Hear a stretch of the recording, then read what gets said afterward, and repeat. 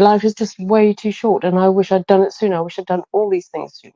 Cecilia, how did you find carnivore? I became in my early 20s. I stopped smoking and drinking, and I put on weight then.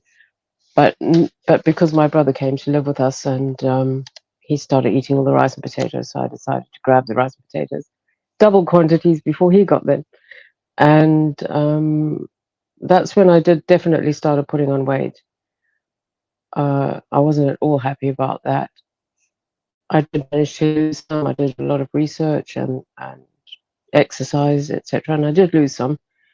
But I did put on weight again when I got married.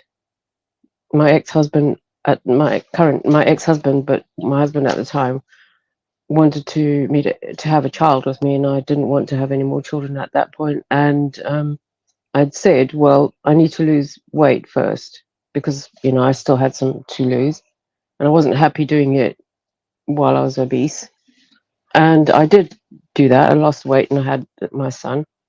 But when I say obese, the first time I wasn't really over. I was just over, but overweight. After I had my son, I really became obese. I was getting wrong advice from my father-in-law about drinking stout to create milk and stuff like that. And I sort of listened to him. I shouldn't have. Just things just escalated, and I really got obese. Um, and obviously, for me, I used to when I had children, I knew I wanted boys, and I wanted to be able to play football with them. I've always been active and ridden horses and that. And even though I was fit and moved around quite well, it was very uncomfortable, as you can imagine. You've seen my photographs. And health wise, you're not healthy, but you don't realize quite how unhealthy you are until you get rid of the weight. And in your head, you cannot see yourself thinner, even though you want to be there. You've been there before, but something in your mind, I'm sure you must have felt like this, that you will never be that again. There's I don't know if it's programming from outside sources or what, but you cannot imagine yourself that way again. You think it's an impossible task. But I just kept looking. I've always looked and searched and researched everything in my life, and there's always something that pushes me, never to give up on anything. And I was at this boot fair place once, and I was rummaging through the books because I'm an avid reader, and I found the Atkins diet, the old black one with a black cover, and I started dropping weight really quickly and really well, and that was exciting. Um, my ex-husband did not like me losing weight. He did not like me exercising. I don't know what it was, but it was always constant sabotage, and it's been like that with everything else in our marriage. It was a really bad one. So I carried on with that for a long time, but seeing as vegetables were not a priority, I didn't really care. You just sort of feed them to your kids because you believe that you have to, and I ate them. I like them. I don't have anything against them. I love broccoli. I love cauliflower. I love Brussels sprouts and things like that. But it wasn't like I wasn't fussed about it. And I got thinner and thinner, and I also then my son started doing fasting. And we discussed it at the time, and I didn't think it was an issue. And he lost a lot of weight because he had gained a lot of weight as well at that point. He was in his teens at that stage, and I'd already lost all the weight that I had. And then he started fasting, and then I didn't need to at the time fasting properly, but I was fasting naturally because I was just eating once a day. I didn't feel the need to eat, and I just sort of gradually, I really didn't bother with food all day, or I ate when I was hungry, and I exercised. And I feel that exercise is very important. I don't believe in just sitting around losing fat on diet only, even though you can do that. I think exercise is vital for your well-being. It was during lockdown First of all, I'll just say, first of all, I came across Cole Robinson, who was promoting fasting. And I thought, oh, brilliant. Somebody's saying what I've been saying for a long time. And I thought of putting videos up, but I thought, no, nobody, I'll definitely have the establishment coming after me if I do that. I knew how bad it was. And that was, what, 20 odd years after I'd started and after I'd lost all the weight.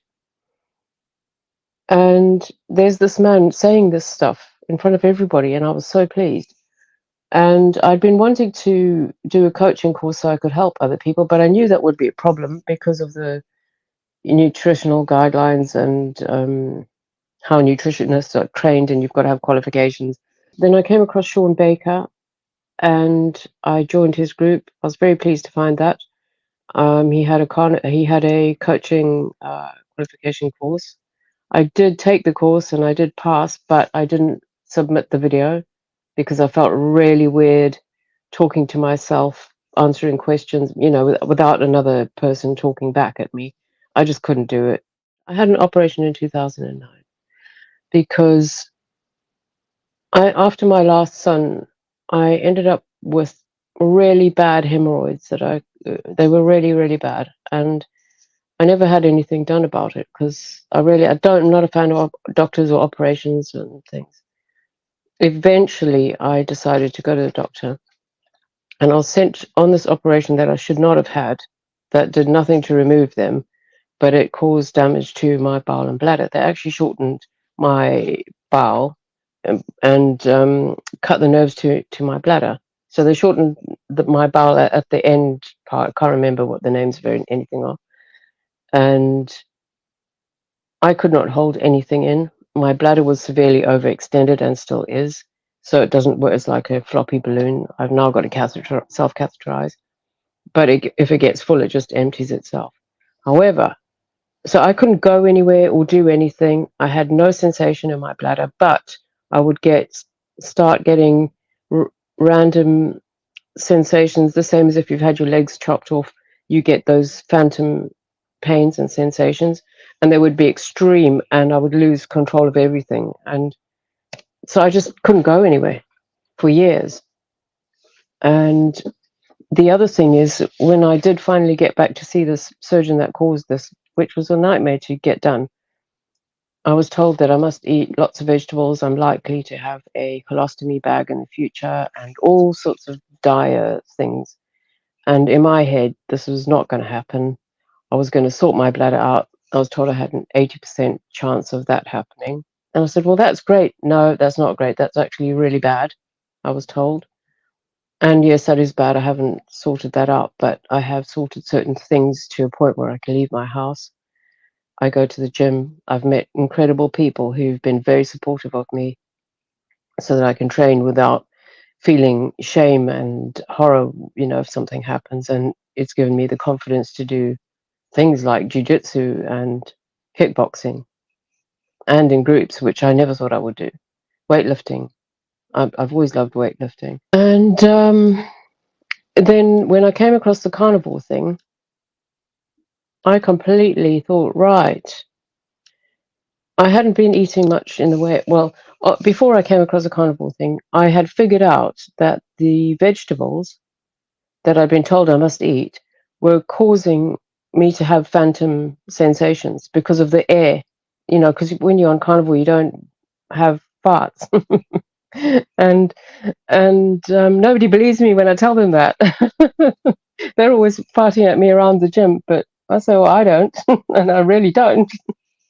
But that was causing sensations of bladder fullness when there wasn't any, and I had no sensation in the bladder. It was causing me a lot of problems, really, really bad. I was in such a state trying to go anywhere. And so I just thought, I'm not going to bother with the vegetables. And I just stopped them. Prior to this operation, I wasn't eating vegetables anyway, just occasionally here and there. I'd have salad with whatever I ate. And then when I got onto Sean Baker's site, I just felt validated for all of that. There were people there that never ate them. And I thought, right, well, I'm not bothering with this anymore. It seems fine. I'll carry on like I am. And then I came across Dr. Anthony Chaffee in the last couple of years, and to me, that was just mind altering. I thought, okay, well, that's great. I really don't need them. I don't have to have this constant worry. Am I right about doing this? Was this, am I causing myself harm by not eating them? Even though I knew it was nonsense, I still felt, you've always got that little question mark in the back of your head. Um, am I causing harm by by not eating them? And I've never looked back really. I have my odd moments like the last month, because I have a goal in mind to do something weightlifting wise and a challenge. I decided to go and eat ice cream, which I never eat, like a whole pack of it. There's like Magnum things, and it's amazing. I just pile on. I've piled on 4 kgs in that time, and so I'm trying to get rid of it now, which is easy. I'm back in ketosis and that. So, and my friends at the gym, the one was telling me, "Oh, I've got a big ass now." I said, "That's all right. It'll just go like that." They don't. They think I talk nonsense when I say this stuff, and I say, "Well, when you see me expand like this, I've been eating carbs." But none of them believe me. Now, there is one guy that comes to the gym. He's always talking. He's got a lot of muscle, but he's got quite a big stomach, and he often asks me about getting rid of it. And when I tell him this is how you do it, they just can't accept it. And I'm thinking, why can't you accept it? The only thing you are leaving out, you've got all your meats. You've got, if you want to eat vegetable, you've got all of that. You're only leaving out the rubbish like bread, potatoes, and rice. Like there's so much more there. I don't understand that. They just can't do it, and they tell you that they just cannot do it. Anyway, that's just It how I felt. it's one of those things that it's very hard to get the message across to people, and until they've experienced what it's like, they're never going to Hmm. understand, right? And they're afraid to experience it. I knew I had to do something, and I didn't want to live my life obese and then die at 35, which I literally felt like I was going to do. Um, and I was shocked at the changes that in my life. I wasn't expecting what I had. Who knew I'd be deadlifting and leg pressing 300 kgs and at 47 at the time? Like, really?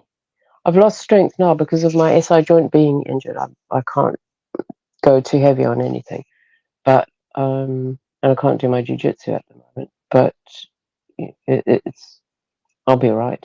I'm never worried about it. The guys I train with, one of them is really naughty. He teases me and goes on about menopause. I said I haven't even been through it, so you talk nonsense. So just to clarify, the issue that you have with your bladder, that has become easier to control now Yeah, that you've well, been doing carnivore. yes. It's not that it's become easier to control in itself. I don't have the triggering from air in the back passage was triggering bladder sensations because the nerves are not doing it's a false sensation.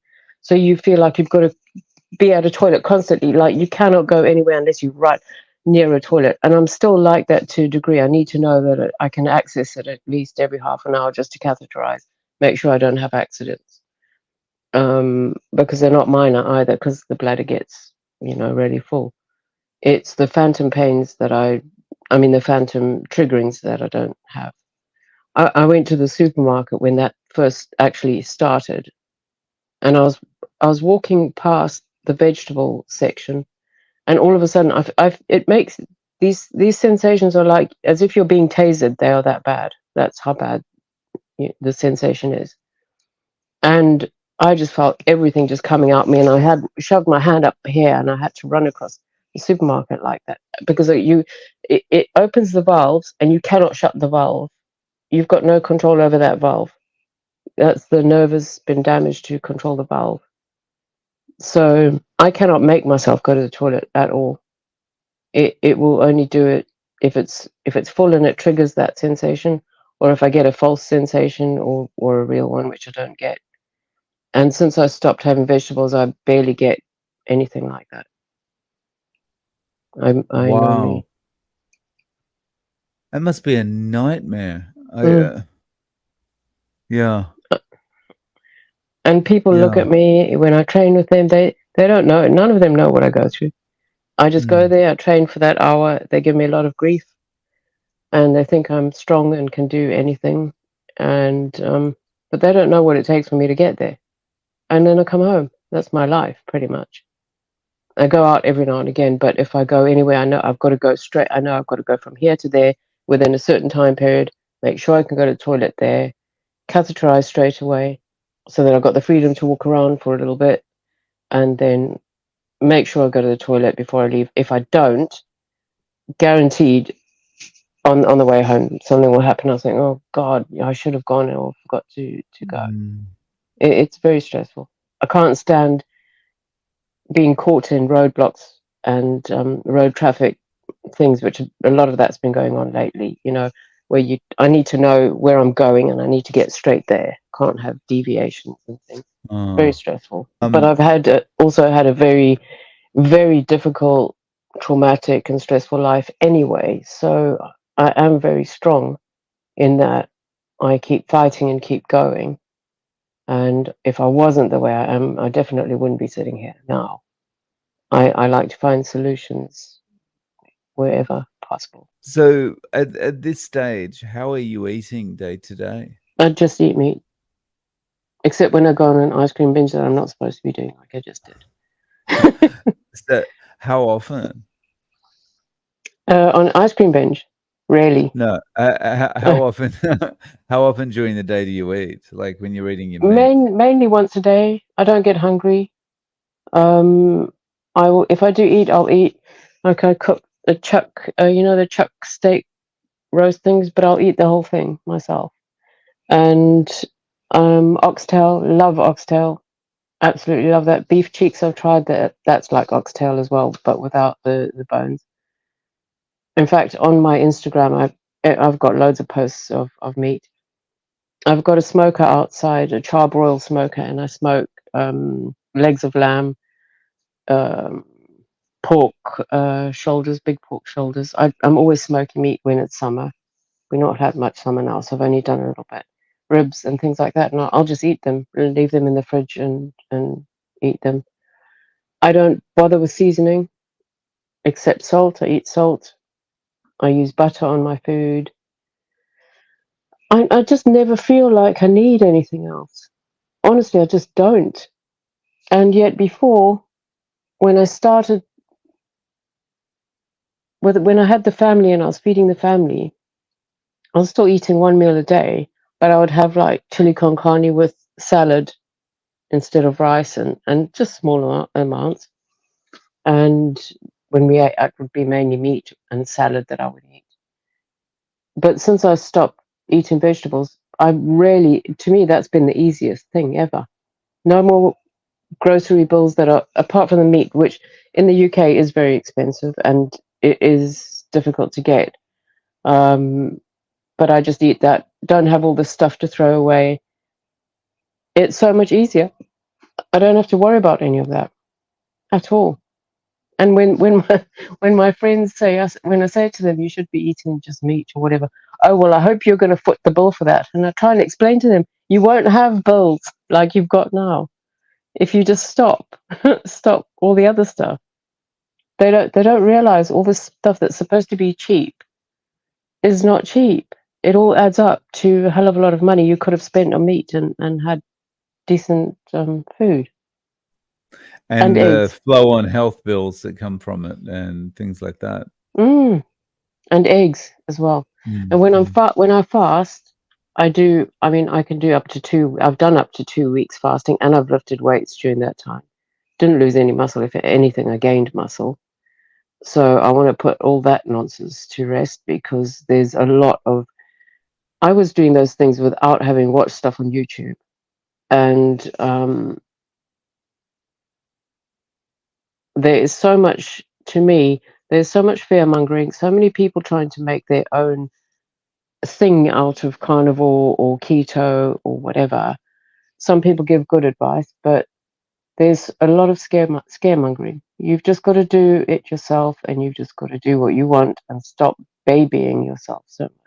We are tough creatures. We really are tough. And we only become weakened when we eat crap and destroy our bodies. And we need challenge. Our bodies need challenge. Our minds need challenge. We're supposed to be challenged to grow. And when we drown ourselves in alcohol and cigarettes and drugs, and I've done that, but it doesn't really, what does it do for you? I cannot believe, I remember how I felt when I was running a nightclub at the age of 24. I was actually younger when I started. I used to drink. I can't believe that I'm even alive right now. The amount I used to drink from a teenager up until then when I sort of stopped. And when I stopped smoking, honestly, I feel younger than I did then. I feel fitter and healthier than I ever did my whole life. Apart from after I lost all the weight, obviously. And that's the thing I find really weird with my friends that want help from me but don't take my advice, is when you show them pictures of yourself in the past and you try and explain this to them, they don't believe you. They really don't believe you. They think you're something special and that you've done this because you've got this own, nobody else is like you. I've been told that so many times. There's nobody like you.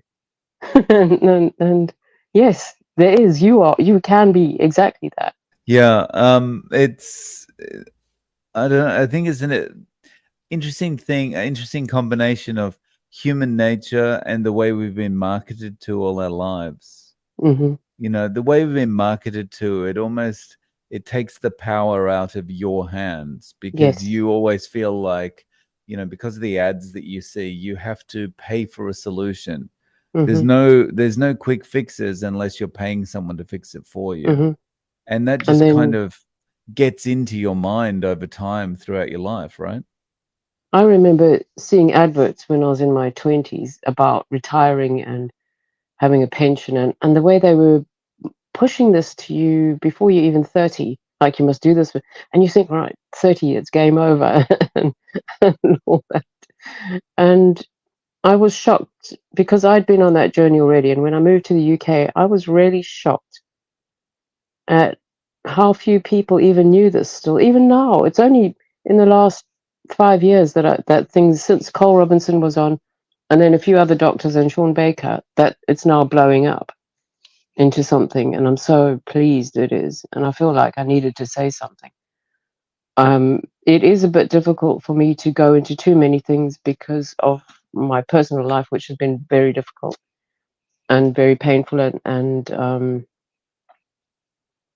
to deal with that, I don't want to mix it all up with this. And but trying to do all of this around that was also extremely difficult. But I did it anyway, and I'm so glad I did. I don't look back.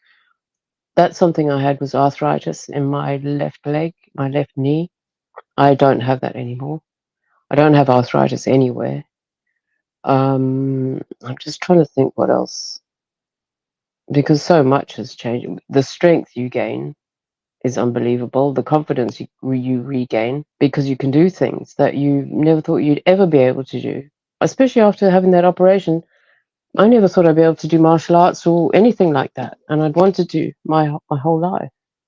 And now I'm doing them, and I'm one of the oldest people there doing them. Just to go back to your timeline for a second. So you started going to the gym before you started Carnivore? I was sort of on and off that anyway, as Right, naturally as, but not as a, after I got the confirmation really from Sean Baker and Anthony Chafee. Even though I was doing that, I would eat just eggs for weeks. So what is that? You're not eating right, vegetables. And that was right. before the operation. So I would do all those things anyway, naturally. And then I'd have vegetables every now and again or salad. And I wouldn't even think about it. Yeah. But Uh, then when I got the sort of, when I saw Sean Baker and Anthony Chafee, then I just thought, bugger this, I'm not even worrying about that anymore. I just didn't even bother. I never bought another vegetable since. So, And I've certainly not suffered for it. If anything, life has improved. I don't have to go to the mm. toilet all the time unnecessarily, and that's not constipation either. It's going to come out. I mean, if you only eat once a day, it's going to do what it's got to do. It's got a long way to go through. And if you only go once or twice a week, that's fine for me. As far as I'm concerned, we're not supposed to be stuck in toilets all day. I think that was a construct anyway to make us constantly reliant on food, constantly reliant on having to be near toilets. No, you can't possibly go and do this. It's everything is designed to keep us under control in so many ways. And I'm a great freedom lover, believe me. I have a lot to say on that subject. So where does this go from for you from here? Carnivore wise, I'm not changing that. That's staying forever. I mean, I know that there's a big push to try and destroy meat. Um, that is, I think, out of all my worries, that's my main concern. When I say all my worries, I don't have that many other than what I've got to deal with daily, which is bad enough. I am very concerned because they're trying to bring out all this nonsense. I don't know if you want me to be honest about what I think about these things on here. Yes, all the bullshit that's going on, trying to destroy humanity and take away the food supply. I'm not concerned about the food supply on a vegetable front. It's the meat and eggs because they know we've discovered. I've always said to my son, if you are stuck, the only things you need are eggs and lemons because I do love lemons. I don't have anything against lemons, but the fact that they're even going to as far as to try and destroy the egg supply because people know how nutritious eggs are, it does concern me greatly. And how are we going to get out of that? I don't know. Mm, in the UK here, it's a real problem, and meat is extremely expensive here. There's a real push in the UK to for Mm, everyone to go plant-based, like plant-based meats it and all has that kind been, of thing. yeah. It's been since I got here. Um, Zimbabwe, we were a very meat oriented society there, same as like Australia and New Zealand. It was shocking when I came here to see all the processed food, how few people knew how to cook, and just relied on microwave dinners and all of that. I know the meat. I was used to getting roasts. We had roasts like this with fat, beautiful fat that was all crispy and lovely. And you come here and the roast is about this big and it's got a piece of lard that's been taken from somewhere else and put over the top. Y- and you just think, wow, and you're paying a fortune for that because they are living on it's a really high carb, high, it's pushed at them all the time, constantly. It is a really bad thing here. The propaganda is intense. When I moved here, I just felt it around my throat like this, straight away. Cecilia, if a friend came to you and said, "Look, you're doing well on this carnivore. I want to give it a try." What advice would you give them? I do. For me personally, I'm quite brutal with myself, and I just do things. I don't baby myself. I'll just do it because life's too short to do that. And it depends on the person. If I know them, I will ask them what health conditions they might have, what medications they're on, and work with them around that. But even under those circumstances, I would encourage them to be quite brutal because I know the path of going down, doing things softly. It's the same as giving up smoking and drinking. It took me 2 years to give up smoking. And drinking, it took me a little while too, probably about a year. And when I could have actually done it sooner and not wasted all that time, and you learn from those things. And even with the fat loss, it took me a while to get rid of all of that. If I hadn't done a few things in between, like if I wanted chocolates, I would just make sure I ate chocolates that whole day, but I wouldn't touch anything else. And that works. You just won't lose weight for another week, so you delay things. You won't put on weight, but you've got to wait another week for your body to start getting rid of the fat again. I think life is way too short to delay anything. When I think how fast the last 10 years have gone, it seems like yesterday that I was at the gym pushing 300 kg leg presses for the first time. It really does. And that was 10 years ago. It's still so fresh. Life is just way too short, and I wish I'd done it sooner. I wish I'd done all these things sooner. But I didn't. And I've been on that journey, and I'm glad I have. But definitely don't waste your life. And I'll say the same thing about relationships. I know people who are in relationships that they shouldn't be in, who are afraid to leave them because of certain societal constructs. But you shouldn't be wasting your life in the wrong relationships either, of any kind. You really shouldn't. And I do help people. People talk to me about relationships as well as the food side of things. And I'm thinking of writing a book on that subject when I finally get around to it. Cecilia, do you have a way of reaching out to you if people want to get in contact? Do you have a website or a social media?